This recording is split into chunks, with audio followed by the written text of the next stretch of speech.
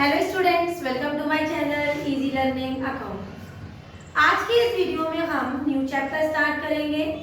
Chapter का नाम है अकाउंट्स फॉर इनकम्प्लीट रिकॉर्ड्स। ये हमारे पूरे कोर्स ऑफ अकाउंटेंसी क्लास 11 का लास्ट चैप्टर है, जिसमें हम पढ़ेंगे about the single entry system transaction. जब हमने अकाउंटेंसी की क्लास 11 के कोर्स की स्टार्टिंग की थी तो मैंने आपको बताया था कि हमारे अकाउंटिंग रिकॉर्ड्स दो सिस्टम के अंदर हम एनालाइज करते हैं, रिकॉर्ड करते हैं, और वो होते हैं हमारे डबल एंट्री सिस्टम और दूसरा होता है सिंगल एंट्री सिस्टम। लगातार जितने भी चैप्टर्स हमने पढ़े, चाहे वो बिल्स ऑफ एक्सचेंज हो, डेप्रिसिएशन हो, चाहे वो फाइनेंशियल अकाउंटिंग में trading and P&L account, balance sheet, trade, general entry, everything जो हमने स्टडी किया वो पढ़ा हमने डबल एंट्री सिस्टम के अंदर, जिसमें रिकॉर्ड्स ट्रांजैक्शन का हम डबल साइड करते हैं, that means both the debit side as well as the credit side. और अगर कोई भी इफेक्ट हो रहा है तो वो सिंगल अकाउंट को नहीं, डबल अकाउंट को इफेक्ट करता है। इवन हमने कई सारे रूल्स पढ़े, जैसे पर्सनल है, रियल है, नॉमिनल है, और उन सभी को रूल को फॉलो करके, जिसको हम ट्रेडिशनल रूल में हमने पढ़ा था, कुछ मॉडर्न रूल भी पढ़े थे, उसके अकॉर्डिंग उस रूल को लेते हुए हमने almost all the chapters complete किए। ये जो हमारा लास्ट चैप्टर है, इसमें हम पढ़ेंगे about the single entry system. तो आज के इस थ्योरेटिकल चैप्टर में सबसे पहले पढ़ते हैं what is the meaning of single entry system या फिर इनकम्प्लीट रिकॉर्ड्स। तो इसकी डेफिनेशन देख लेते हैं। Under this system cash book and the personal account of debtors as well as the creditors are maintained and no nominal and the real accounts are maintained at all. Since both the aspects of the transactions are not recorded, it is known as single entry system, या फिर हम इसका दूसरा नाम भी कह सकते हैं accounts for incomplete records। समझ में आ गया होगा, क्योंकि मैंने आपको स्टार्टिंग में बताया था कि हमारे तीन रूल्स होते हैं अकाउंट के, पर्सनल, रियल, नॉमिनल। तो पर्सनल रूल से ही या कैश बुक से ही मेंटेन रखते हैं अपने रिकॉर्ड्स को, लेकिन नॉमिनल और रियल रूल को बिल्कुल मेंटेन नहीं करते हैं, ट्रांजैक्शन रिकॉर्ड नहीं करते हैं। This we do in the system known as single entry system. ठीक है, अब पढ़ते हैं इसके फीचर्स क्या होते हैं। तो कुछ फीचर्स मैंने लिखे हुए हैं, उसमें पहला फीचर है सूटेबिलिटी। सूटेबिलिटी में हमें ये बात याद रखनी चाहिए कि क्योंकि बच्चों इसमें कुछ लिमिटेशंस हैं और उस लिमिटेशन को ही हमें फॉलो करना है, इसलिए जो ये सिंगल एंट्री सिस्टम है ना, ये basically always used mostly for the small scale business, not for the business having the large transaction.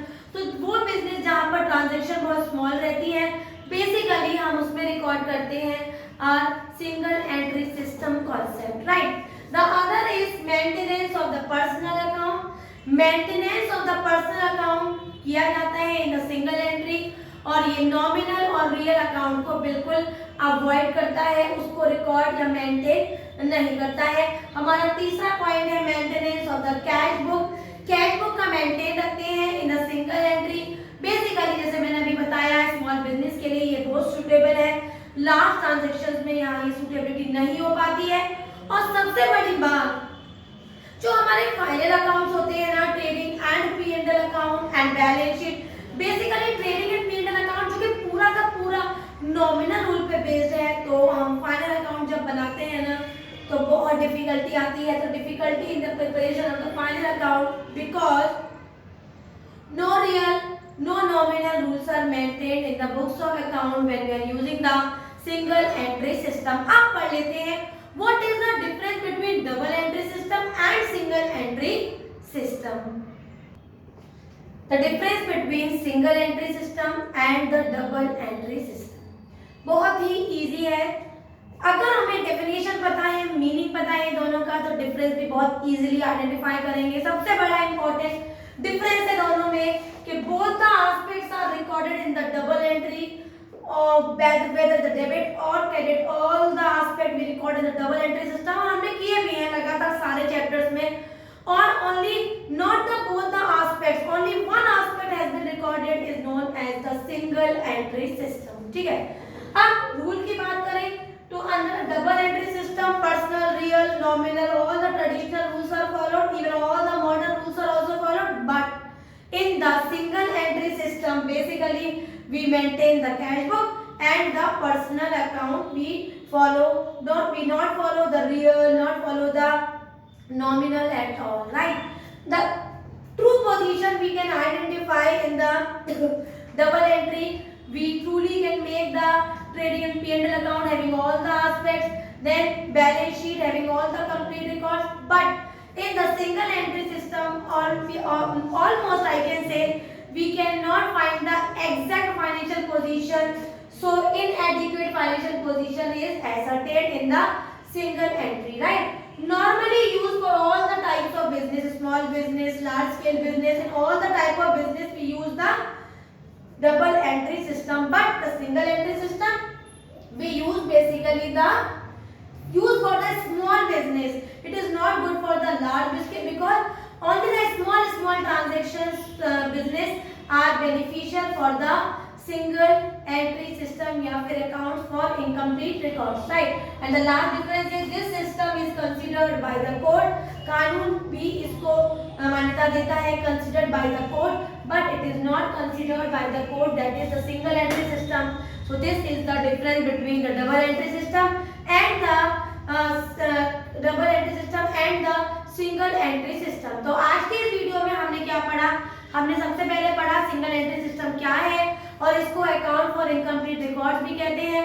उसके बाद हमने इसके कुछ फीचर्स पढ़े जिसको हम एडवांटेज में भी लिख सकते हैं, वो फीचर जो हमें एडवांटेजेस लग रहे हैं। और सबसे बड़ी बात, इसका सबसे बड़ा डिसएडवांटेज होता है कि ये लार्ज स्केल ऑर्गेनाइजेशन के लिए सूटेबल नहीं है, केवल स्मॉल स्केल ऑर्गेनाइजेशन के लिए ही सूटेबल होता है। और हमने डिफरेंस बिटवीन पढ़ा single entry and double entry. अगर आज का ये थ्योरेटिकल पोर्शन आपको अच्छे से क्लियर हो गया हो, एक एक पॉइंट आपको अच्छे से समझ में आ गया हो, तो मेरी वीडियो को लाइक करें, शेयर करें और मेरे चैनल को सब्सक्राइब जरूर करें। Thank you.